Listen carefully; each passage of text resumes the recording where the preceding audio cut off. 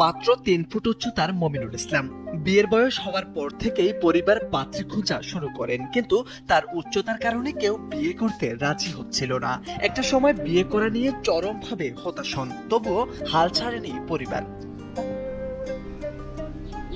২০১৮ সালে তার মতোই ৩ ফুট উচ্চতার আদুরি বেগমকে খুঁজে পায় পরিবার। পারিবারিকভাবে বিবাহ বন্ধনে আবদ্ধ হন তারা। দুজনেরই উচ্চতা ৩ ফুট। এত কম উচ্চতা হওয়ায় দুজনকে শুনতে হয়েছে সমাজের নানান মানুষের গঞ্জনা, কিন্তু সমালোচকদের মুখে ছাই দিয়ে একে অপরকে ভালোবেসে যাচ্ছেন এই দম্পতি। এক ছাদের নিচে পার করেছেন ৬ বছরেরও বেশি সময়। আমি আমার বউ ভানে আছি। আমার বউয়ের নাম আদরি, আমার নাম মমিনুল ইসলাম।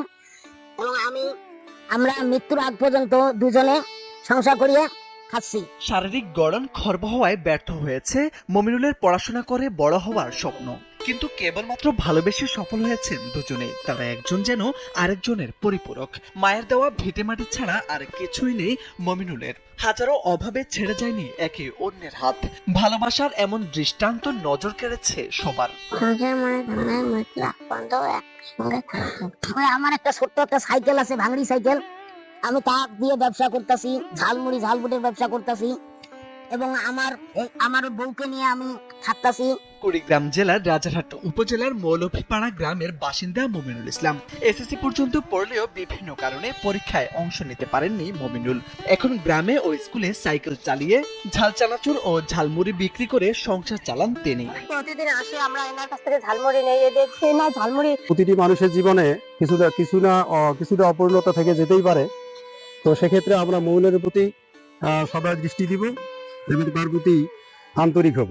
ওমর মসজিদ ইউনিয়ন পরিষদের চেয়ারম্যান আহসানুল কবির আদিল জানান, মমিনুল আদুরি দম্পতি অন্য সব দম্পতির জন্য বড় অনুপ্রেরণা। তারা সুন্দর করে জীবনযাপন করছেন। তাদের ভালোবাসার কথা এখন সবার মুখে মুখরিত হয়েছে।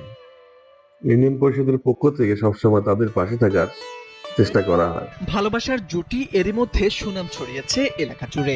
সারা জীবন যেন এভাবেই থাকতে পারেন দুজনে, এমনটাই প্রত্যাশা সকলের।